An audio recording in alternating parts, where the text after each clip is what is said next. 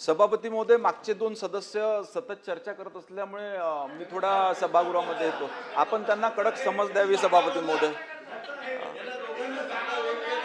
यांना वर बसवा, सभापती महोदय. नाही, तुम्हाला तर त्रास होतोच, पण मला पण त्रास होतो. एकाला बोलायला दिलं की दुसऱ्याला द्यावंच लागतं. हा पण प्रॉब्लेम आहे.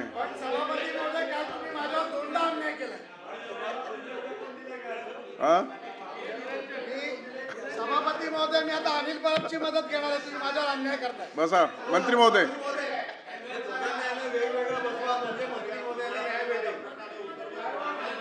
तुमच्या प्रश्नाचं उत्तर मिळण्यासाठीच आपण चाललंय हे सगळं.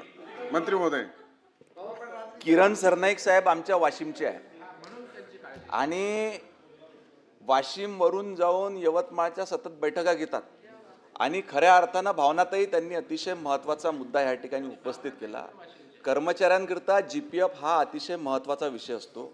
आज मला जेव्हा ह्या प्रश्नाच्या उत्तराकरता ब्रीफिंग घेतलं तेव्हा ह्या प्रश्नाची गंभीरता लक्षात आली. सरनाईक साहेब, एक तर आपण सांगितलं की 3000 पैकी जवळजवळ काय 1200-1500 कर्मचाऱ्यांनी मिळाल्या, बाकीच्या कर्मचाऱ्यांना पावती कधी मिळणार हे आपण सांगितलं. तर आपण लवकरात लवकर कॅम्प लावून 3 महिन्याच्या आतमध्ये सर्वांना पावती देण्याची व्यवस्था करू. पूर्ण पोर्टलवर देखील त्याची माहिती टाकता येते का, तो प्रयत्न करू.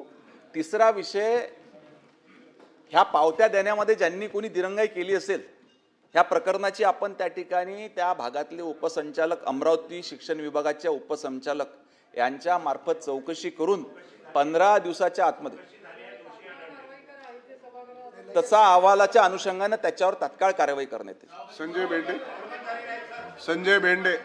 सभापती महोदय, वेतन निर्वाह निधीच्या पावत्या या वेळेत दिल्या गेल्या पाहिजेत आणि ज्या कर्मचाऱ्यांनी अशा प्रकारच्या पावत्या लपवून ठेवल्या, माझा स्पेसिफिक आरोप आहे, त्या लपवून ठेवल्या गेल्या, त्या त्यांना दिल्या गेल्या नाहीत. या 1454 कर्मचाऱ्यांच्या पावत्या अजूनही दिल्या गेल्या नाहीत. अशा अधिकाऱ्यांवरती कडक कारवाई झाली पाहिजे. मंत्री महोदय, आपल्या माध्यमातून त्यांना विचारू इच्छितो, अशा प्रकारच्या अधिकाऱ्यांवर कडक कारवाई करणार का? चौकशी अहवाल आला. जर संबंधित अधिकाऱ्याने ह्या पावत्या जाणीवपूर्वक लपवून ठेवल्या किंवा दिल्या नसतील तर त्यांना निश्चितपणे निलंबित करणार. अभिजित वंजारी. सभापती महोदय, मंत्री महोदयांनी या ठिकाणी उत्तर दिलेलं आहे. हा प्रश्नाची व्याप्ती केवळ यवतमाळ जिल्ह्यापुरती किंवा अमरावती डिव्हिजनपुरती मर्यादित न ठेवता संपूर्ण महाराष्ट्रामध्ये अशा पद्धतीचा ज्या ट्रान्झिट पिरियड जे होते, 1 नोव्हेंबर 2005 पासून आपल्या राज्यामध्ये जुनी पेन्शन बंद होऊन TCPS ची योजना आली, नंतर NPS आली. या सर्व 26 वर्षापासून हा प्रश्न प्रलंबित आहे आणि म्हणून अशा पद्धतीच्या नागपूर विभागामध्ये सुद्धा सर्व जिल्ह्यातल्या पे युनिटच्या मार्फत अशा पद्धतीचा हिशोब न देणाऱ्या अधिकाऱ्यांवर आपण कारवाई करणार का आणि या सर्व शिक्षकांना आपण तुरंत दिलासा देणार का? पे युनिटच्या माध्यमातून ज्या ज्या ठिकाणी अशा GPFच्या पावत्या देण्याकरिता दिरंगाई झाली असेल तर तातडीनं आपल्या सरनाईक साहेबांनी विचारल्याप्रमाणे, सूचित केल्याप्रमाणे कॅम्प लावून ह्या तातडीनं पावत्या त्या ठिकाणी देण्यात येतील.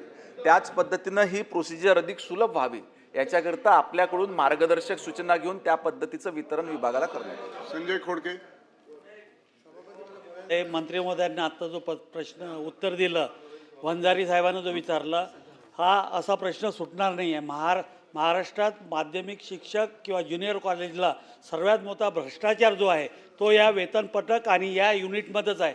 तुम्हाला खऱ्या अर्थानं जर याच्या पूर्ण मूळ काढायचं असेल तर याला एखादा अधिकारी नेमून तुम्हाला पूर्ण राज्याचं कुठं कुठं पेंडिंग आहे याची चौकशी करणं गरजेचं आहे. कारण की सर्वात जास्त जर पिसला जात असेल तर शिक्षक या वेतन पत्रकमध्येच पिसला जाते.